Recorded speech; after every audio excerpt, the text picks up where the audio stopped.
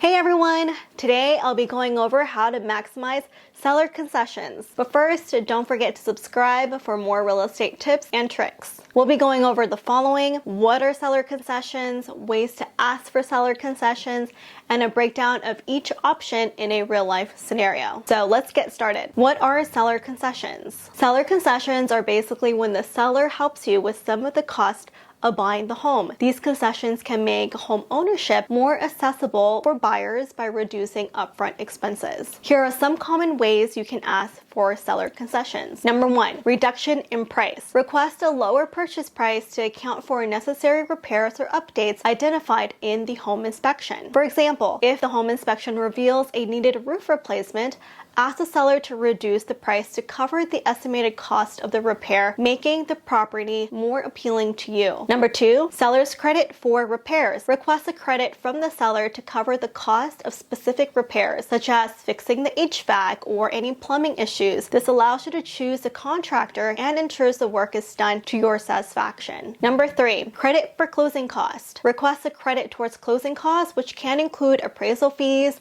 title insurance, loan origination fees, or real estate fees. Number 4, discount points. Request seller's credit to buy down your interest rate. This allows you the benefits from a lower monthly payment. Now let's explore how to use these concessions strategically in a real life scenario. Imagine you're buying a house for $700,000 and the seller, feeling the pressure, gives you a $20,000 in price reduction. The inspection report reveals a $10,000 roof problem. So instead of asking the seller to fix it, you negotiate a $10,000 in seller's credit. Smart move. So now you have a total of $30,000 in concession, a significant advantage to your home purchase. And think of it like this: you now have $30,000 gift card to spend on improving your home purchase. So now let's go over your spending options. A, closing costs. You typically budget for these, generally 2 to 3% of the purchase price. Seller concessions can help cover these costs, potentially reducing your out-of-pocket expenses. Please note, closing costs can vary widely. Make sure you consult with your lender for a more accurate estimate of your closing cost. B, repairs. That roof needs fixing. Use your gift card for those essential repairs.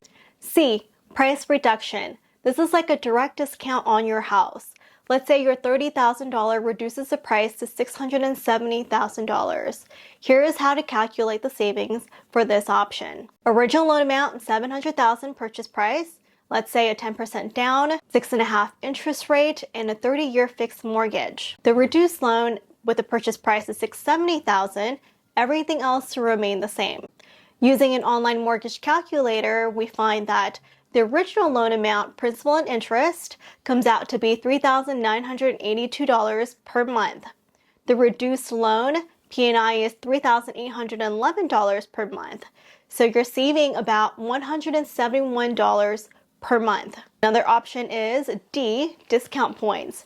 Discount points are a fee you pay upfront to the lender in exchange for a lower interest rate on your mortgage. Think of it like paying extra money upfront to get a better deal on your loan, so you can use your gift card to buy down your interest rate. Let's say, hypothetically, $20,000 can potentially lower your rate from a 6.5% to 5.5%. And please note, the actual impact of discount points on your interest rate will vary depending on several factors. Consult with your lender for a personalized assessment. Now, here's how to calculate the savings for scenario D. So as we know, original loan amount is $700,000, 10% down, 6.5% interest rate. Your reduced rate now is $700,000, 10% down, with a 5.5% interest rate instead of 6.5%. So we'll see how this works. Using an online mortgage calculator, plug in your numbers. Your original loan amount, as we know, P&I is $3,982 per month. Now with this 5.5% rate, your P&I is now $3,577 per month. Your savings is $405 per month. In many cases, using a significant portion of your seller's credit towards buying down your interest rate can have the most impactful effect on your monthly mortgage payments.